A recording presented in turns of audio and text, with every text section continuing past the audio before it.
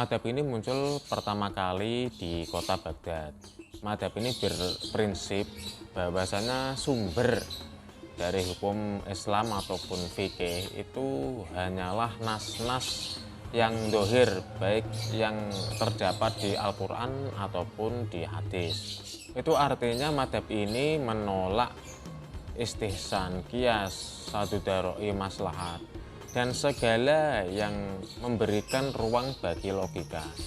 Karena itu hanya akan membuka lebar pintu ijtihad yang semua orang diperbolehkan untuk menggali hukum. Ada dua orang yang menjadi tokoh dalam madhab ini. Yang pertama sebagai pendiri dan yang kedua sebagai penerang. Yang pertama adalah Dawud al-Asfahani. Dia ini sebagai pendiri dari madhab ad-Dhahiri ini. Dan yang kedua ada Ibnu Hazm al-Andalusi. Sosok ini adalah penerang bagi madhab ad-Dhahiri. Kedua tokoh inilah yang menjadi sentral dari madhab ini. Imam Dawud bernama lengkap Abu Sulaiman Dawud bin Ali bin Khalaf al-Asfahani. Lahir di Kufah pada tahun 202 Hijriah, wafat tahun 207 Hijriah. Beliau banyak belajar pada ulama-ulama masa itu seperti Abu Thur, kemudian Ishaq bin Ruwaihah. Bahkan ia pernah belajar pada Imam Syafi'i dan mengaguminya. Beliau tercatat merantau ke banyak tempat untuk menimba ilmu. Semua jenis ilmu sudah dipelajari oleh beliau. Namun begitu beliau konsen pada hadis. Beliau terkenal alim di bidang hadis. Maka ketika beliau belajar fikih, semuanya dikembalikan kepada hadis yang sejak dari awal ini sudah dipelajarinya. Meskipun beliau tidak banyak disukai oleh ulama-ulama sejamannya, namun beliau ini terkenal seorang yang fasih, cerdas dan kuat hafalannya. Tak pernah takut berbicara dan tak takut juga untuk dicela. Sosok yang tegas dalam berpendapat. Di samping itu, beliau ini juga seorang zuhud, ahli ibadah, dan juga orang yang rendah hati. Madhab ini tersebar luas pada zamannya, meskipun pengikutnya lebih sedikit daripada penentangnya, karena madhab ini menentang taklid secara mutlak. Banyak kitab yang sudah ditulis oleh beliau, seperti Al-Mahajjah, Al-Musaffar, Wal Mujmal, dan lain sebagainya. Sayang pada abad 5 Hijriah, madhab ini mulai hilang. Hal ini dikarenakan madhab ini tak bersandar pada sumber-sumber ijtihad yang dapat membuat fikihnya dapat tetap relevan dengan segala perkembangan zaman.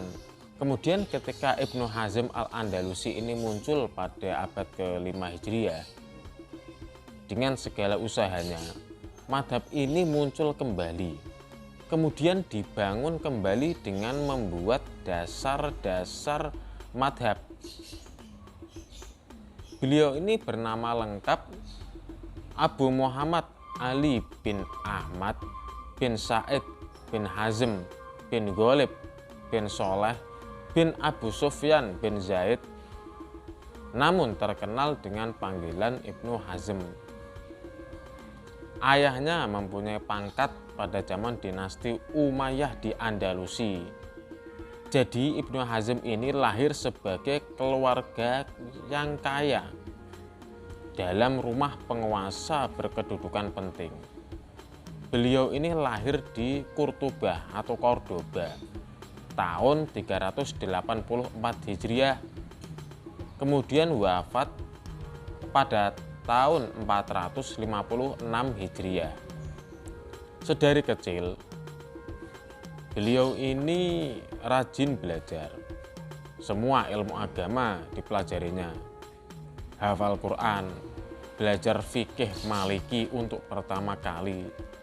Sebab madhab itu adalah madhab resmi yang dianut oleh penduduk Andalusia pada waktu itu.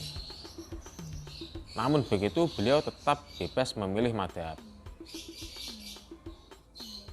Pernah juga ia berpindah ke madhab Syafi'i karena kekagumannya pada Imam Syafi'i.